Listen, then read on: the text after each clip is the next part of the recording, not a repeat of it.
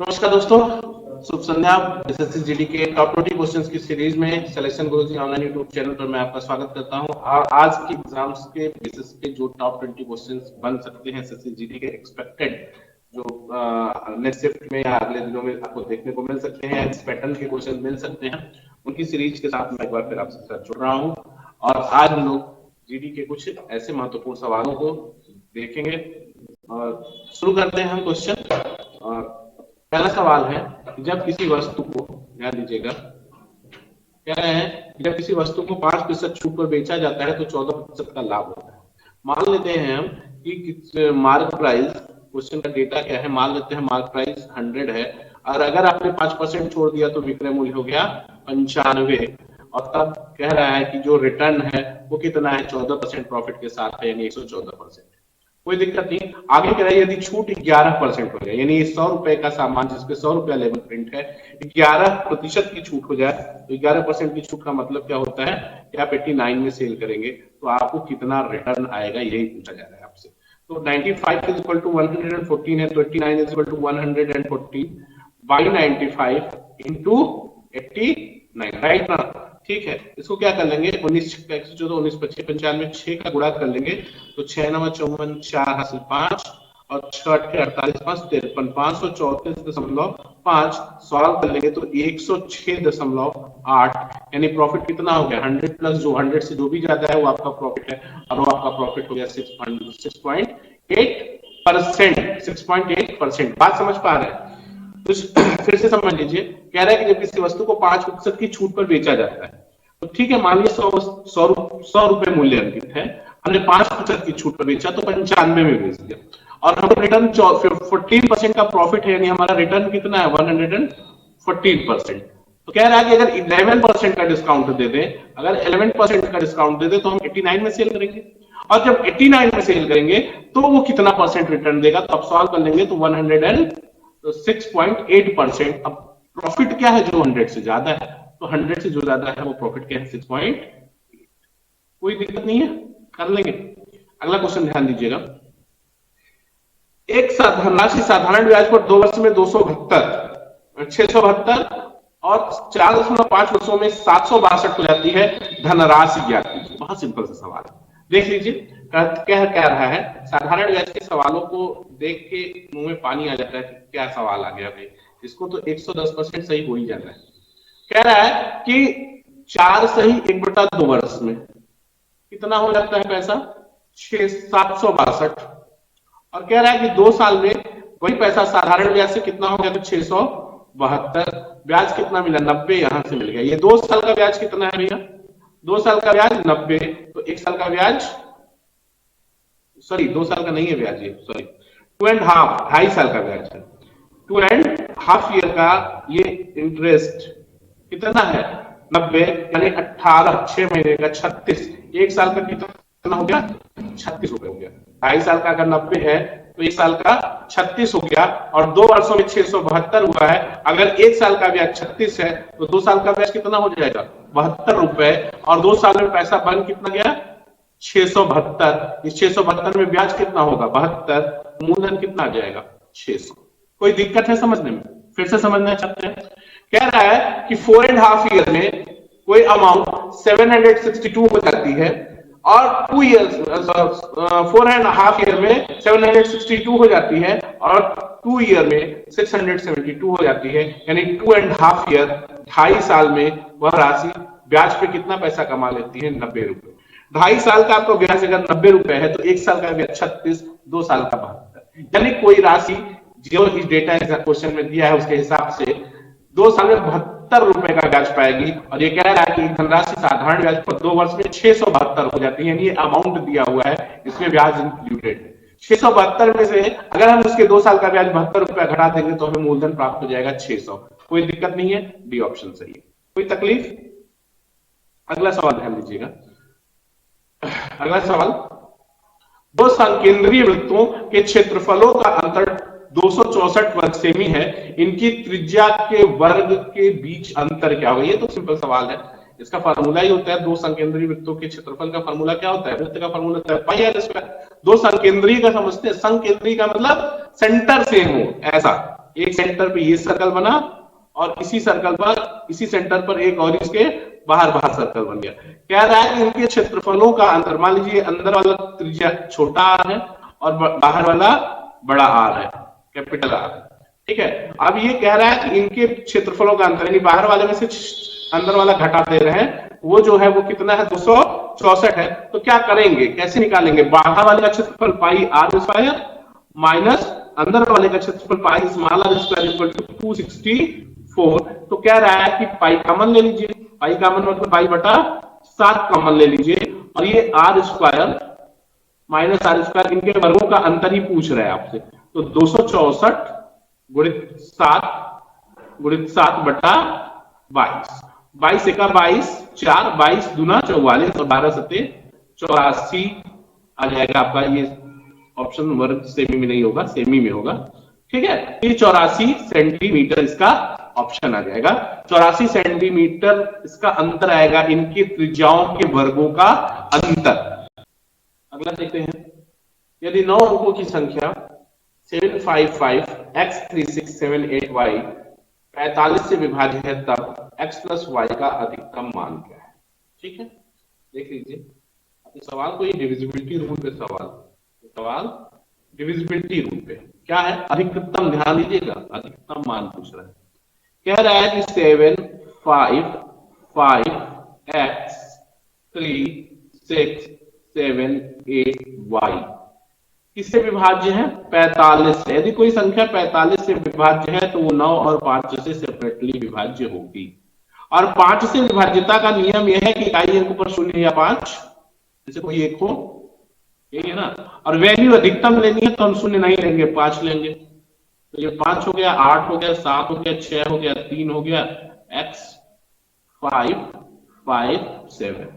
अब 9 से विभाज्यता के लिए क्या है कि अंकों का योग 9 से विभाज्य हो, तो जोड़ लो। तो 7 5 12, 10 5 5 10 17, 17 3 20, 26, 26 7 33, 26 7 32, 26 7 4 33, 33 8 41 और 41 5 46। 46 में हम कितना जोड़ दे तो वो 9 से कटने लगेगा। 46 में हमको जोड़ना है, तो 9 55 9 6 54, 9 6 54, 9 जोड़ेंगे तब जाके ये करीब, हाँ 54, 46 में 4 8 जोड़ेंगे तो ये 9 5 55 9 6 54 आ जाएगा। और 54 9 से विभाज्य होगा, यानी x की जगह पे 8 अगर रखेंगे तभी ये पूरी संख्या 9 से कट पाएगी। यानी कह रहा है कि x प्लस वाई क्या है, तो 8x होगा, y 5 8 5 13। क्लियर हो रही बात क्लियर हो रही है भाई। देखो 755 x 3678y 45 से विभाज्य हो, इससे विभाज्य है तो इसके लिए 5 से भी विभाज्य होगा और 9 से भी विभाज्य होगा। और 5 से विभाज्यता का नियम क्या कहता है कि इकाई अंक पर 0 या 5 हो, तो हम 0 नहीं लेंगे इसलिए क्योंकि अधिकतम क्या रहा है, तो 5 ले लेंगे। अब ये पूरी संख्या तब कटेगी 9 से जब इसका योग कितना होगा, 9 से कटेगा। सबको जोड़ दिया तो 46 आया, x बच गया अभी। तो 46 में क्या जोड़ दें तो कि 9 से कटने लगे, 8 जोड़ देंगे, यानी x की जगह पे 8 रख देंगे तो ये पूरी संख्या 9 से कट जाएगी। x प्लस वाई का योग पूछ रहा है, x प्लस वाई का योग क्या हो जाएगा, 8 और 5 13। कोई तकलीफ नहीं, ध्यान दीजिएगा। अगला सवाल, एक नाव धारा के प्रतिकूल 12 किमी की दूरी 3 घंटे में तय करती। प्रतिकूल यानी उल्टे, यदि धारा की गति 1 किमी हो तो धारा के अनुकूल नाव की गति क्या होगी। अरे बहुत सिंपल सवाल है भाई, ठीक है, देख लो। कह रहा है कि एक नाव धारा के प्रतिकूल यानी x माइनस वाई दे रहा है आपसे, कितना, 12 किमी 3 घंटे में, यानी 4 दे रहा है। कह रहा है यदि धारा की गति 1 किमी है, धारा की गति तो x प्लस वाई क्या होगा, ये पूछ रहा है। और धारा क्या है, धारा की गति 1 किमी प्रति घंटा है, तो धारा के अनुकूल नाव की चाल क्या होगी। तो बहुत सिंपल सी बात यह है कि धारा की गति 1 है तो x की वैल्यू निकाल लोगे, 1 यहां रख के क्या निकल जाएगा, x equal to 3, x equal to 5, x equal to 4 और 1 5 हो जाएगा। x 5 हो गया और धारा की चाल जुड़ जाएगी इसमें, तो कितनी चाल हो जाएगी, 6 किमी प्रति घंटा। फिर से समझ लो, कह रहा है कि धारा के प्रतिकूल चाल मतलब अगर x नाव की चाल है और y धारा की चाल है तो x माइनस वाई कितना, 12 बटा 3 4, y की वैल्यू 1 पड़ता है क्योंकि ये y की धारा की चाल होती है। तो x minus 1 is equal to 4 या x इज इक्वल टू 5। कोई तकलीफ नहीं है ना भाई। अब यस 5 आ गया और धारा भी इसके अनुकूल चलेगा तो धारा की भी चाल इसके साथ जुड़ जाएगी। तो x प्लस 5 कितना आ जाएगा? 6 किमी प्रति घंटा। कोई दिक्कत नहीं ना, कर लोगे? ठीक है, आगे बढ़े। अगला सवाल ध्यान दीजिएगा।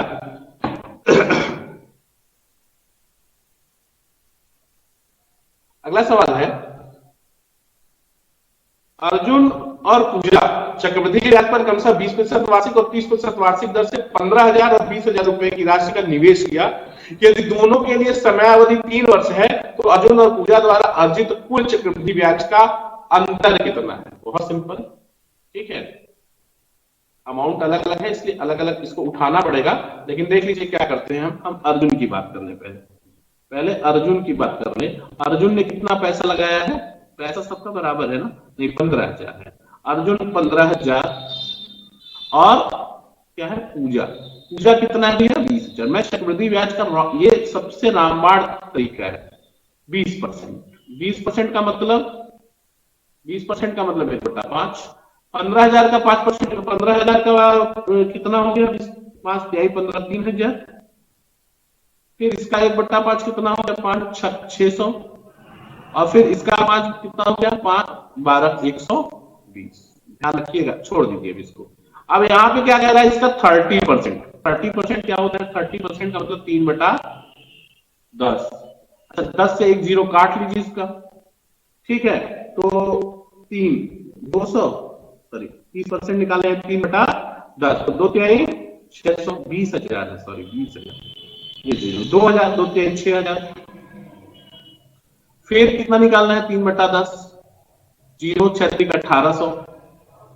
और फिर कितना निकालना है? 3/10 180 18 54 540।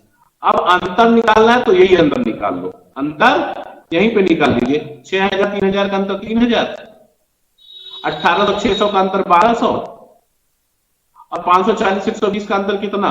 120 440 और 440 420 और कितने से गुणा? 3 3 1 से 9,000 3 त्रिके 9,000 प्लस 3600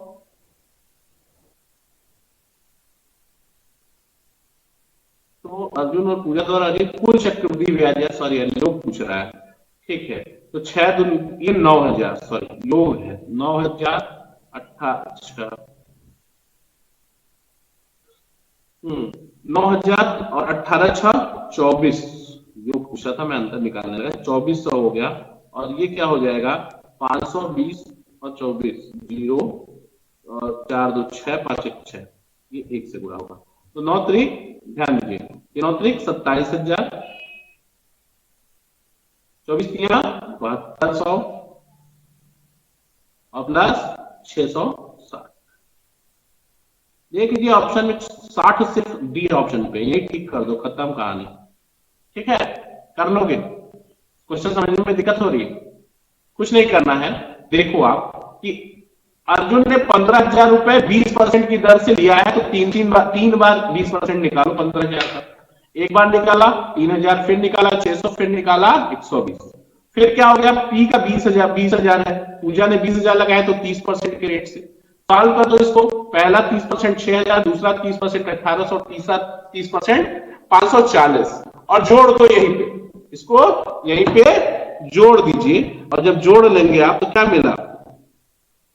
ठीक है, जोड़ लिया तो 9,000 2400 और 660। और जो आप मल्टीप्लाई करते हैं 3 साल की चक्रवृद्धि ब्याज में किससे मल्टीप्लाई करते हैं? 331 से इसको यहां मल्टीप्लाई कर देंगे तो ये 9 त्रिक 27 24 तिया 72 और 1 660 जोड़ लेंगे तो आपको मिल जाएगा 34,860। कर लोगे? ठीक है, अगला ध्यान दीजिएगा। अगला क्वेश्चन है, राजेश और अरुण मिलकर एक कार्य को 24 दिन में कर सकते हैं। राजेश और अरुण मिलकर एक कार्य को 24 दिन में कर लेते हैं। यदि राजेश अरुण से 3 गुना दक्ष है तो राजेश कितने दिनों में उस कार्य को पूरा कर सकता है? ध्यान दीजिएगा, राजेश अरुण से 3 गुना दक्ष है। राजेश और अरुण। कहानी ये है, राजेश अरुण से 3 गुना दक्ष है, अरुण 1 है तो राजेश 3 है, ठीक है।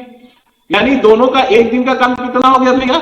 4। 24 दिन में काम किया है तो 24 चौका 96 दिन काम हो गया, 96 काम। आप समझिए, राजेश और अरुण की क्षमता जो है यही उसके एक दिन का काम है। राजेश एक दिन में 3 काम करता है, अरुण एक दिन में 1 काम करता है, तो जोड़ दिया तो एक दिन में 4 काम, 24 दिन में 96 काम हुआ। क्या कह रहा था? राजेश कितने दिनों में उस कार्य को पूरा कर सकता है? 1 मिनट। राजेश और अरुण मिलकर एक कार्य को 24 दिन में कर सकते हैं। राजेश अरुण से 3 गुना दक्ष है तो राजेश कितने दिनों में उस काम को कर सकता है? अब पूरा काम कितना हो गया? 96। राजेश एक दिन में 3 काम करता है तो 32 दिन में काम को 32 दिन में काम को पूरा कर देगा। क्लियर? ये जो क्षमता है ना, ये जो क्षमता है, क्षमता का मतलब होता है कि प्रतिदिन या एक दिन का काम, प्रतिदिन नहीं, एक दिन का काम। आप इसको किस तरह से लिख सकते हैं कि एक दिन का काम है, ठीक है। बात को फिर से समझ लीजिए, राजेश और अरुण मिलकर एक कार्य 24 दिन में कर सकते हैं। राजेश अरुण से 3 गुना दक्ष, यानी राजेश 3 काम करता है तो अरुण 1 काम करता है। यानी एक दिन में राजेश 3 काम करेगा तो अरुण 1 काम करेगा, यानी एक दिन में दोनों मिलकर 4 काम करेंगे। 24 दिन तक काम किया है तो 24 चौका 96 काम हुआ। और 96 काम किसको करना है? राजेश को। तो एक दिन में 3 काम कर रहा है तो 32 दिन में पूरा काम कर देगा। क्लियर है? यहां तक कोई दिक्कत? अगला सवाल ध्यान दीजिएगा। एक कार पहले 375 किमी 50 किमी प्रति घंटा की औसत चाल से चलती है और अगले 315 किमी 70 किमी प्रति घंटा की चाल से चलती है, उसकी औसत चाल ज्ञात कीजिए। तो देख लीजिए, औसत चाल, जहां ऐसा सवाल हो वहां औसत चाल क्या होता है? कुल दूरी बटा कुल समय। मैंने आपको पहले भी बताया कि ऐसा सवाल है तो औसत चाल बराबर कुल दूरी बटा कुल समय। समझ रहे हो? अब कुल दूरी कितनी होगा भैया? 375 किमी ये, सॉरी 275 ये और 315 ये। समय 275 किमी किस चाल से? 50 की चाल से, यानी कितना? 50 5 5.5 घंटे। चाल बराबर दूरी बटा समय। समय कितना लगेगा? अरे 275 किलोमीटर बाबू जाएगा 50 की स्पीड से, तो कितना लगेगा? 275 बटा 50, 5.5 आवर्स। और 315 जाएगा 70 के स्पीड से तो कितना लगेगा? 7 चौका 280, 4.5, यानी कुल कितना हो गया? 10 घंटा। 5 9 10 और जोड़ लो, 10 और 1 7 से काट 1 9 और 3 5 बटा 10, यानी कितना हो गया? 4 59 किमी प्रति घंटा। ये ऑप्शन करेक्ट हो गया। यहां तक कर लेंगे। अगला सवाल ध्यान दीजिएगा। एक कार के पहिए का व्यास 77 सेमी है, 121 किमी की यात्रा करने में वह कितने चक्कर लगाएगा? बहुत सीधा सा सवाल है कि एक पहिया अपनी परिधि के बराबर दूरी एक चक्कर में चलता है। व्यास कितना है? 77 सेमी। सरकमफ्रेंस निकालना है आपको। आप चक्करों की संख्या हो जाएगी आपके। कुल दूरी 121 किलोमीटर, इसको मीटर में बदलेंगे तो 1000 और सेंटीमीटर में बदलेंगे तो 2 जीरो और। इतनी दूरी जाना है और एक चक्कर में कितनी दूरी जाएगा? 2 पाई आर, यानी 2 22/7 गुणे आर की 77 हो जाएगा। 2 आर है ना, 2 पाई आर का मतलब क्या हो गया? 2 आर में कितना हो गया आपका व्यास है, तो ये 77 हो गया, ठीक। और 7 ऊपर चला जाएगा, 7 ऊपर चला जाएगा 22/7 वाला। तो 7 से ये कितनी बार कट जाएगा? 11 बार। 11 7 77, 11 हम 121, 11 दूना 22, क्या जीरो है? 5 जीरो है, यानी 5 जीरो का मतलब 1 लाख। 1 लाख को 2 से भाग दे देंगे तो 50,000 चक्कर लगाना पड़ेगा। सिंपल कर लेंगे ना भाई, कोई दिक्कत नहीं ना, ठीक। अगला सवाल, कोई नाव 30 किमी की दूरी धारा के विपरीत 3 घंटे में तथा धारा की दिशा में 1 घंटे में तय करती है। शांत जल में यह नाव 60 किमी की दूरी कितने समय में तय करेगी? बहुत बहुत बहुत सिंपल सवाल। देखिए कैसे होगा। 60 किमी विपरीत, धारा के विपरीत यानी x माइनस वाई। x क्या है? नाव की चाल। y क्या है? धारा की चाल। कितना हुआ? x माइनस वाई हुआ 10, सॉरी हाँ 10, और x प्लस वाई कितना हुआ, तथा धारा की दिशा में 1 घंटे में तय करती है। तो चाल बराबर दूरी बटा समय, ये 30 हो गया। ठीक है, चाल कितनी हो गई, ये हो गया। अब नाव की चाल पूछ रहा है, घटा दो 40, x बराबर कितना हो गया 20, 20 किमी प्रति घंटा, ये क्या हो गई नाव की चाल। और शांत जल में यह नाव 60 किमी जाने में 20 की स्पीड से कितना समय लगेगा, समय बराबर दूरी बटा चाल, 60 बटा 20 यानी 3 घंटे। ऑप्शन डन, कर लोगे, कोई दिक्कत नहीं ना, आसान सवाल आ रहे हैं, कोई दिक्कत नहीं। आगे बढ़ा जाए, अगर कहीं कोई दिक्कत है तो कमेंट सेक्शन में जरूर कमेंट छोड़िए। किसी भी तरह की अगर टेक्निकल प्रॉब्लम समझ में आ रही है या मेथड्स में कोई दिक्कत समझ में आ रही है तो जरूर बताइए। नेक्स्ट, खुशी एक परीक्षा में उत्तीर्ण करने के लिए 40% अंक प्राप्त करने होंगे, 150 अंक प्राप्त करती है और 50 अंकों से फेल हो जाती है। परीक्षा के निर्धारित अधिकतम अंक 40% पे पास होगी, 150 पाई फेल हो गई 50 नंबर से, अपने घर से नंबर देना है, दे तो पास कर दो। 40% बराबर 200, 40% बराबर 200, 80% बराबर 400, 100% बराबर 500, सवाल खत्म, 500 पूर्णांक। ठीक है ना, कैसे देखो, 40% नंबर का मतलब है पास, 40% नंबर का मतलब है पास, और पास का मतलब है 150 प्लस 50 यानी क्या है 200। 40% अगर 200 है बाबू, 40% अगर 200 है तो सीधा सा है 100% कितना है, इसका 2.5 गुना है 500, 500 नंबर ही परीक्षा का पूर्णांक। कोई तकलीफ है यहां तक, आगे देख लीजिए। यदि किसी घन का आयतन, यदि किसी घन का आयतन 81 करने में 3 सेमी क्यूब है तो इसका पृष्ठीय क्षेत्रफल क्या होगा। ठीक है ना, इसका पृष्ठीय क्षेत्रफल क्या होगा। ठीक है, देख लेते हैं। किसी घन का आयतन, आयतन दिया हुआ है, घन का आयतन होता क्या है ये बताओ पहले। घन का आयतन होता है भुजा का A cube is equal to 81 under root 3, और क्या चाहिए संपूर्ण पृष्ठ यानी 6a स्क्वायर चाहिए। चलो भाई ठीक, क्या कर सकते हो इसको आप, देखो इसको लिख सकते हो आप 3 into 3 into 3 into 3 into root 3। अब ये क्या हो गया, ये सब कितना हो गया, रूट 2 2 4 2 6 2 8 1 9, यानी ये हो गया अंडर रूट 3 के पावर 3 की पावर 3 हो गया, क्योंकि हर 3 under root 3 into under root 3, तो यहाँ पे पावर 2 रूट 3 के 2 2 4 2 6 2 8 और एक पावर यहाँ से 9 पावर 3, ए क्यूब इतना आ गया। या ए की बात करोगे तो ए इज इक्वल टू आ जाएगा अंडर रूट 3 का क्यूब, या यूं कह सकते हैं 3 रूट 3, और हमको क्या चाहिए संपूर्ण पृष्ठ 6a स्क्वायर, 6a स्क्वायर यानी 3 अंडर रूट 3 का स्क्वायर क्या हो जाता है 9 हो जाएगा। ठीक है, 3 रूट 3 का स्क्वायर 6 इंटू 3 3 के 9 इंटू 3, तो ये कितना हो गया, ये 9 है। ठीक, तो 9 9 54, 54 तिया 150 और 12 162 वर्ग सेमी। समझ पा रहे हैं, ये कॉन्सेप्ट समझने में दिक्कत है मुझे लगता है आपको, ये कॉन्सेप्ट यहां से समझ लो कि अगर 3 इंटू 3 इंटू 3 इंटू 3 ये 81 हो गया इंटू रूट 3, रूट 3 को क्या 3 को क्या लिख सकते हो, रूट 3 इंटू रूट 3 लिख सकते हो, या रूट 3 का स्क्वायर लिख सकते हो, फिर इसको रूट 3 का स्क्वायर लिख सकते हो।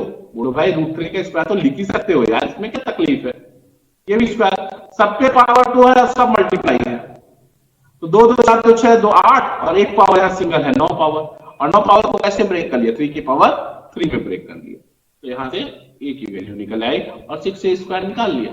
कोई दिक्कत, कर लोगे। चलो आगे बढ़ते हैं। अगला सवाल है, यदि ए का 12% बी के 10% के बराबर है तो ए का 24% बी के कितने परसेंट, क्या आप पूछ रहे हो भाई, 20% के बराबर होगा। ए का 12% बी के 10% के बराबर है, ए का 12%, सीधी सी बात है, ए का अगर 12%, ए का 12%, ए गुणित 12/100 लगा, पेन पेपर लगा के भी मतलब अपनी बेइज्जती हो रही है, 10/100 है, तो क्या कह रहा है कि तो 12A बराबर कितना हो गया 10B। कह रहा है कि 24%, यानी 24A क्या होगा, 24A क्या होगा बताओ, 20B ना होगा, 100 ही तो कैंसिल किया, 20%। क्लियर। अगला सवाल, चलिए अगला क्वेश्चन देखते हैं कि एक बेईमान दुकानदार 20% के नुकसान पर माल बेचने का दावा करता है, लेकिन 1 किग्रा के बजाय 850 ग्राम का पाउडर प्रयोग करता है। ठीक है, इसका वास्तविक नुकसान प्रतिशत क्या है। ठीक, ध्यान दीजिएगा, अगर 1000 ग्राम सामान देना है उसको, ठीक है, तो मान लिया 1000 ग्राम का वैल्यू 1000 रुपया, ठीक है, 1000 रुपया। क्या कर दिया उसने, उसने किया क्या कि 20% का लॉस ले रहा है, तो कितने में देगा 800 रुपए में, लेकिन यहां वजन कितना कर रहा है 850 का, यानी उसको लेना चाहिए था 800 रुपए, ले रहा है 850 रुपए, यानी यही 50 रुपए का प्रॉफिट वो कहां कमा रहा है, कितना देखिए 850 पे पूरे 100, यानी 17/100/17, इसमें से कोई नहीं, ये नन हो गया। ठीक है, कोई ऑप्शन सही नहीं। अगला सवाल देखिएगा, कह रहा है कि अरविंद एक बटुआ 25% की हानि पर बेचता है, यदि वह इसे 140 रुपए अधिक मूल्य पर बेचता तब उसे 10% का लाभ होता, क्रय मूल्य क्या है। सिंपल है, देख लेते हैं। 25% की हानि पर बेचा यानी 75% पाए, यदि वह 140 रुपए अधिक में बेचता तो उसे 10% लाभ होता है, यानी 110%। अंतर कितना 35%, 35% बराबर 140, तो 100% बराबर 1% बराबर कितना हो जाएगा, 1% बराबर 20, 35 चौका 140 4, हाँ तो एक तो 400 का हो जाएगा बटुआ, कितने का बटुआ 400 का। भाई 35% बराबर 140, 1% बराबर 4, तो 100% बराबर 400 का बटुआ हो गया। क्लियर है, बटुआ कितने का हो जाएगा 400 का।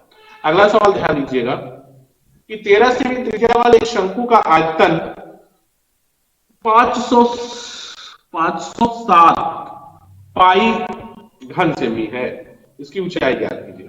ठीक है, देखते हैं। शंकु है 1/3 पाई, पाई ही दिया है, पाई आर स्क्वायर, आर दिया है आपको 13, 13 गुणित 13 गुणित ऊंचाई h पूछ रहा है, तो बराबर कितना है ये 507। ठीक है ना, 507 ही है ना, 507 है कि 509, ठीक है चेक कर लेते हैं। 507, ठीक है 507 पाई है, ठीक है, पाई पाई से कैंसिल हो गया, बड़ी बात हो गई। एच बराबर क्या हो गया 507 गुणित 3/13 गुणित 13, 13 13 हम 169 और 9